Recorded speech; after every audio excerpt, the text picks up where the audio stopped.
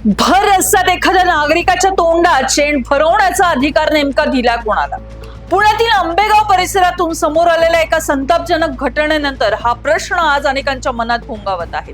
माहितीनुसार कायदेशीर सर्व तरतुदी पूर्ण करून मशीनची वाहतूक करणारा एक मुस्लिम युवक आपल्या कामासाठी निघाला होता, पण अचानक काही लोकांनी त्याला अडवलं. वाद वाढत गेला आणि परिस्थिती इतकी बिघडली की त्या युवकाला पोलीस स्टेशन समोरच अपमानास्पद वागणूक देण्यात आल्याचा आरोप समोर आलेला आहे. इतकंच नव्हे तर जबरदस्तीने त्याच्या तोंडात शेण ठकलून ते गिळण्यास भाग पाडल्याचाही गंभीर आरोप करण्यात येत आहे. हा प्रकार केवळ एका व्यक्तीवरचा अन्याय नाही, तर माणुसकीला काळीमा फासणारा हा प्रकार असल्याचं अनेकांचं मत आहे. भर रस्त्यात लोकांसमोर एखाद्याला अशा प्रकारे थेट वागवलं जात आहे. हा प्रश्न थेट कायद्याच्या राज्यावरच उभा राहतो. दरम्यान या घटनेची एसडीपीआय पुणेचे अजहर तांबोळी आणि त्यांच्या टीमने गंभीर दखल घेतलेली आहे.